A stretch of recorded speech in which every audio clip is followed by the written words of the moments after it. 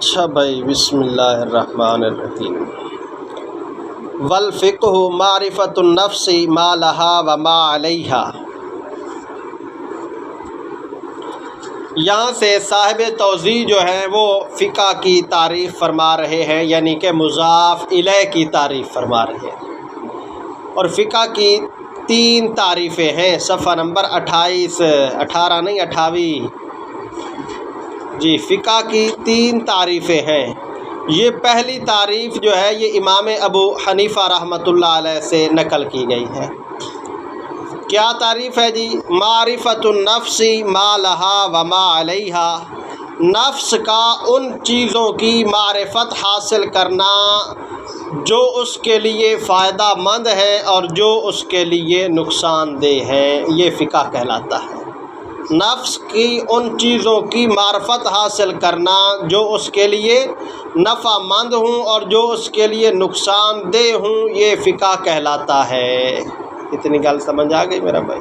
جی، فائدے کے طور پر یہ بات ذہن میں بٹھا لیں کہ احکام شرعیہ کی 5 قسمیں ہیں بنیادی طور پر۔ احکام شرعیہ کی نمبر 1 اعتقادیات، نمبر 1، نمبر 2 اخلاقیات، نمبر 1 بلال اعتقادیات، نمبر 2 اخلاقیات، نمبر 3 عبادات، نمبر 3 ابو بکر عبادات، نمبر 4 معاملات، جی معاملات، اور نمبر 5 عقوبات۔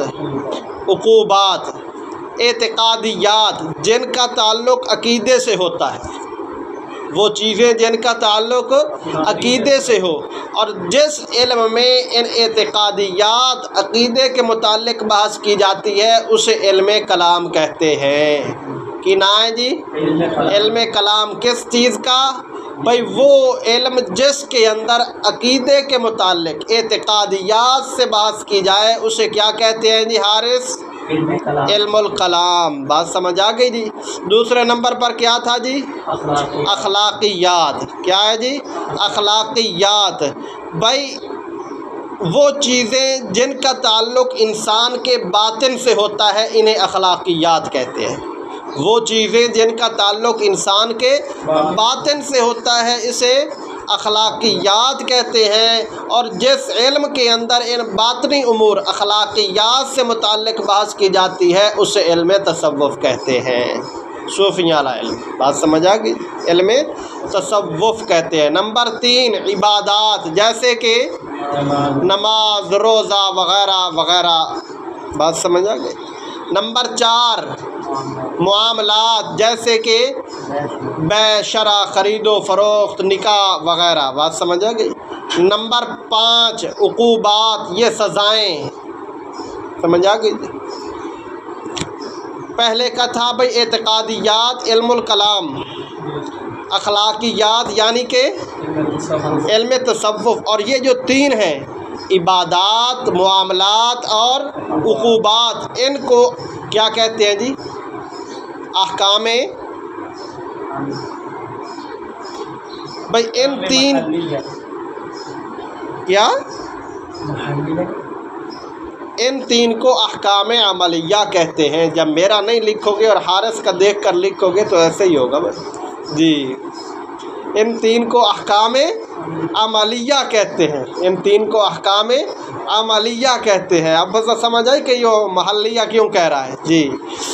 تو ان 3 کو احکام عملیہ کہتے ہیں، اور یہ جو فقہ ہے اس کے اندر انہی 3 سے بحث کی جاتی ہے، احکام عملیہ ہی سے بحث کی جاتی ہے۔ معاملات، عبادات اور عقوبات، فقہ کے اندر انہی 3 سے بحث کی جائے گی۔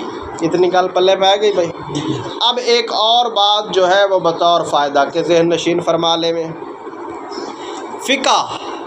فقہ سے مراد اگر اصطلاحی فقہ ہے تو پھر یہاں پر عملاً کی قید کو زیادہ کیا جائے گا، عملاً کی قید کو زیادہ کیا جائے گا تاکہ وہ جو ہے علم تصوف اور علم کلام وہ اس فقہ سے نکل جائیں، وہ فقہ سے نکل جائیں۔ علم تصوف اور علم کلام کو نکالنے کے لیے جو ہے وہ عملاً کی قید کو زائد کیا جائے گا تاکہ علم کلام اور علم تصوف نکل جائیں۔ کیوں؟ اس واسطے کہ بھائی اصطلاحی فقہ جو ہے اس کے اندر معاملات، عبادات یا پھر عقوبات پہ بحث ہوگی۔ اصطلاحی فقہ کے اندر علم کلام کا یا اخلاقیات کا ان چیزوں سے کوئی تعلق ہی نہیں ہے۔ تل پلے پہ گئی بھائی سمجھ آ گئی حارث؟ اور اگر فقہ سے مراد فقہ لغوی ہو، اصطلاحی فقہ ہے، اصطلاحی فقہ نہیں ہے، لغوی فقہ مراد ہے، تو پھر یہاں پر عملاً کی قید کا اضافہ نہیں کریں گے۔ پھر یہ جو فقہ ہے یہ ان پانچوں اقسام کو شامل ہو، ان پانچوں اقسام کو شامل ہوگی۔ علم کلام کو بھی شامل ہوگی، تصوف کو بھی شامل ہوگی، اور احکام عملیہ کو بھی شامل ہوگی۔ بات سمجھ آ گئی؟ اور امام ابو حنیفہ رحمۃ اللہ علیہ کے نزدیک فقہ سے مراد فقہ لغوی ہے، اصطلاحی نہیں ہے۔ بات سمجھ آ گئی؟ امام صاحب نے علم الکلام پر کتاب لکھی ہے فقہ الاکبر، اس کے اندر یہ سب کچھ ذکر کیا ہے، اس کے اندر یہ سب کچھ ذکر کیا ہے۔ اس واسطے پتہ چلتا ہے کہ امام صاحب کے نزدیک یہاں پر فقہ سے مراد فقہ لغوی ہے، فقہ اصطلاحی نہیں ہے۔ اتنی گل بھی سمجھ آ گئی؟ اب فقہ کی تعریف امام صاحب نے کیا فرمائی ہے بھائی؟ معرفت النفس ما لہا وما علیہا، معرفت النفس ما لہا وما علیہا، نفس کا ان چیزوں کو جاننا جو اس کے لیے فائدہ مند ہے اور جو اس کے لیے نقصان دہ ہے۔ صاحب توضیح نے یہاں پر تعریف کی تھوڑی سی وضاحت کی ہے، اور یہ جو الفاظ تعریف کے اندر آئے ہیں ان قیود کے فوائد بیان کیے ہیں، وہ تھوڑے سے بھائی ذہن نشین فرمانے ہیں۔ معرفت النفس، پہلا لفظ کیا ہے جی؟ فقہ کی تعریف میں پہلا لفظ ہے معرفت۔ معرفت، معرفت کس سے کہتے ہیں؟ ادراک الجزئیات یعنی دلیل۔ معرفت کا کیا معنی ہے جی؟ ادراک الجزئیات یعنی دلیل، جزئیات کو دلیل سے معلوم کرنا۔ جزئیات کو دلیل سے مراد ہے یہاں پر ادلہ اربع۔ دلیل سے مراد کیا ہے؟ ادلہ اربع۔ اور ادلہ اربع سے جو مسائل مستنبط اور معلوم کیے جاتے ہیں یہ ہم جیسا مقلد نہیں کرتا بلکہ مجتہد کرتا ہے۔ غیر مقلد کی بات نہیں، وہ بھی نہیں کرتا، وہ بھی مجتہد کی بات مانتا ہے۔ بہرحال ہم جیسا مقلد نہیں کرتا، یہ مجتہد کا کام ہے۔ کس کا جی؟ مجتہد کا کام ہے۔ جب یہ کام مجتہد کا ہے تو معرفت کی قید کے ذریعے سے یہ تقلید نکل جائے گی، تقلید نکل جائے گی، کیونکہ ہمارے لیے جو دلیل ہوگا وہ مجتہد کا قول ہوگا، مجتہد کا قول ہمارے لیے دلیل ہوگا۔ مقلد بھی، عالم بھی، مفتی بھی یہ جو ہے جزئیات سے جزئیات کو معلوم کرتے ہیں مگر دلیل سے نہیں، بلکہ اپنے امام کے قول سے، اپنے مجتہد کے قول سے۔ ہمارے لیے دلیل جو ہے وہ امام ابو حنیفہ کا قول ہوگا۔ گل سمجھ آ گئی بھائی؟ بات پتہ چل گیا؟ یہ جزئیات سے احکام کو معلوم کرنا یہ مجتہد کا کام ہے، مقلد کا کام نہیں ہے۔ جب یہ مقلد کا کام ہی نہیں تو معرفت کے لفظ سے کون نکل گیا جی؟ تقلید نکل گئی، تقلید خارج ہو جائے گی۔ دوسرا لفظ کیا ہے جی تعریف کے اندر؟ النفس۔ کیا لفظ ہے جی؟ النفس۔ نفس سے مراد ہے روح مال جسد، روح اور جسم کا مجموعہ کو نفس کہتے ہیں۔ صرف روح کو بھی نفس نہیں کہتے، صرف جسم کو بھی نفس۔ اتنی گل پلے پہ گئی بھائی؟ نفس سے مراد کیا ہے بلال خان؟ روح مال جسد، صرف روح نہیں میرا بھائی جی۔ تیسرا لفظ آیا جی ما لہا وما علیہا، یہ ساری گڑبڑ اسی کے اندر ہے۔ ما لہا وما علیہا، اس کی اس نے 2 صفوں میں 3 صفوں میں وضاحت کی ہے۔ ما لہا کے اندر ما لہا وما علیہا، اس کی بنیادی طور پر 3 تفسیریں ہیں، بنیادی طور پر 3 تفسیریں ہیں کہ ما لہا وما علیہا سے کیا مراد ہے۔ اس کے اندر 3 قول ہیں۔ کتنے؟ 3 قول ہیں۔ پھر جب ہم ان 3 اقوال کی تشریح کریں گے تو آخر پہ یہ 5 قول بن جائیں گے، آخر پہ یہ مجموعی طور پر 5 قول بن جائیں گے۔ یہ 3 قول ہیں۔ نمبر 1 پہلا قول کیا ہے بھائی؟ ما لہا و ما علیہا، ما لہا اور ما علیہا کے اندر جو لام ہے یہ لام برائے نفع ہو اور علیہا کے اندر علا برائے ضرر ہو۔ ما لہا کے اندر لام برائے نفع اور علیہا کے اندر علا برائے ضرر ہو۔ نفع اور ضرر سے مراد یہاں پر یہ ذہن نشین فرما لو کہ اخروی نفع اور ضرر ہے، یہ دنیاوی نفع اور ضرر مراد نہیں ہے، اخروی نفع اور ضرر مراد ہے۔ کیوں؟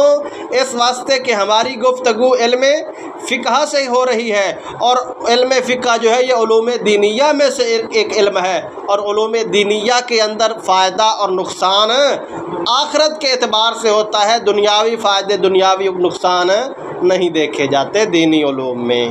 تو بہرحال پہلا قول کیا ہے جی کہ ما لہا و ما علیہا کے اندر کے لام برائے نفع اور علیہا کے اندر علا برائے ضرر ہے۔ نفع اور ضرر سے کیا مراد ہے؟ نفع اور ضرر سے کیا مراد ہے؟ اس کی تفسیر کے اندر پھر تین قول، اس کی تفسیر کے اندر پھر تین قول ہیں۔ ما لہا ما علیہا کی تفسیر کے اندر پہلا قول آ گیا کہ لام برائے نفع اور علا برائے ضرر، بات سمجھ آ گئی؟ پھر نفع اور ضرر سے کیا مراد ہے؟ اس کے اندر کتنے قول ہیں جی؟ تین قول ہیں۔ پہلا قول یہ ہے کہ نفع سے مراد ثواب ہے اور ضرر سے مراد عقاب ہے۔ نفع سے مراد کیا ہے جی؟ ثواب ہے، اور ضرر سے مراد کیا ہے جی؟ عقاب ہے۔ لیکن یہ قول مرجوح ہے، راجح نہیں ہے، علماء نے اس قول کو پسند نہیں کیا ہے قول کیا بھائی؟ نفع سے مراد ثواب اور ضرر سے مراد عقاب، یہ قول پسند نہیں ہے۔ کیوں؟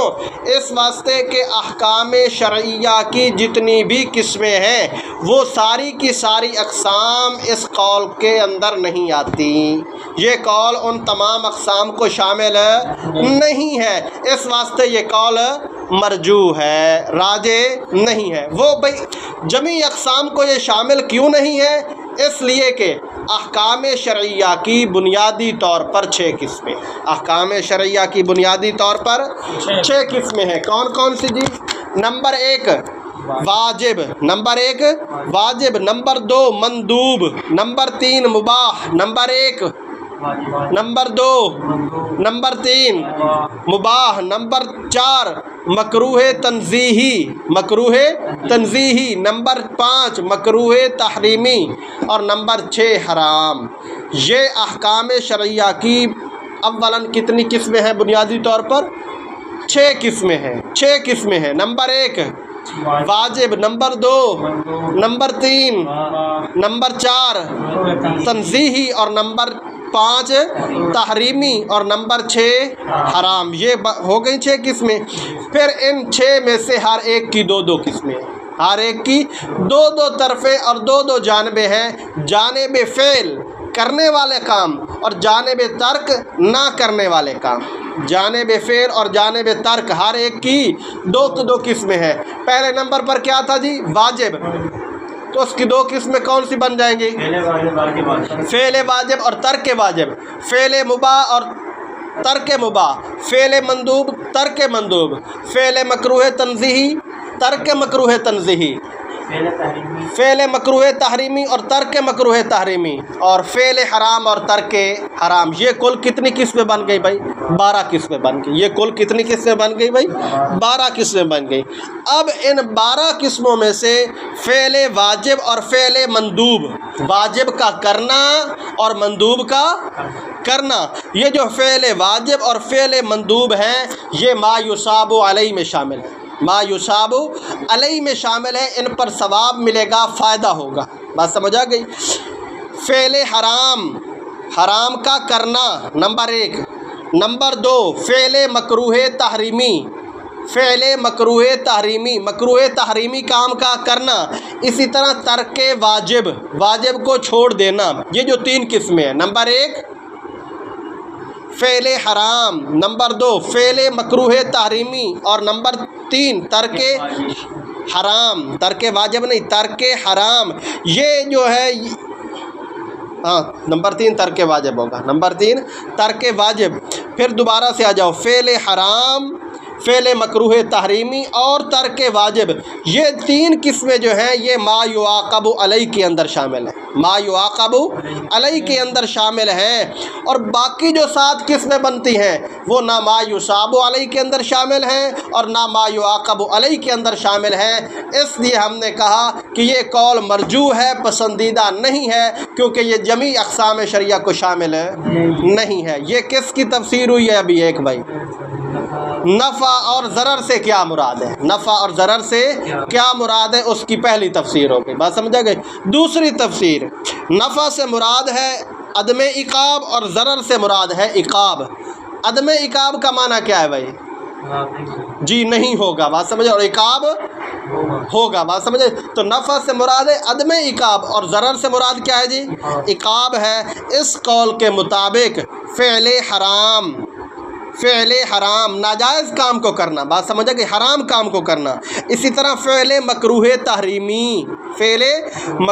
تحریمی اور ترک واجب، یہ 3 قسمیں، فعل حرام، فعل مکروہ تحریمی اور ترک واجب، یہ جو ہے ما یعاقب علیہ میں شامل ہوں گے، ما یعاقب علیہ کے اندر شامل ہوں گے، اور باقی اقسام جو ہے یہ ما لا یعاقب علیہ کے اندر شامل ہیں، باقی اقسام ما لا یعاقب علیہ کے اندر شامل ہو جائیں گی۔ 2 قول پورے ہو گئے، دوسری تفسیر پوری ہو گئی، نفع اور ضرر سے کیا مراد ہے۔ تیسری تفسیر نفع اور ضرر کی، نفع سے مراد ثواب ہے اور ضرر سے مراد عدم ثواب ہے۔ بھائی ثواب کا نہ ہونا یہ بھی مسلمان کے لیے نقصان دہ ہوا کرتا ہے، بات سمجھا کہ اہل ایمان کے لیے۔ تو تیسری تفسیر کیا ہے جی؟ نفع سے مراد ثواب اور ضرر سے مراد عدم ثواب۔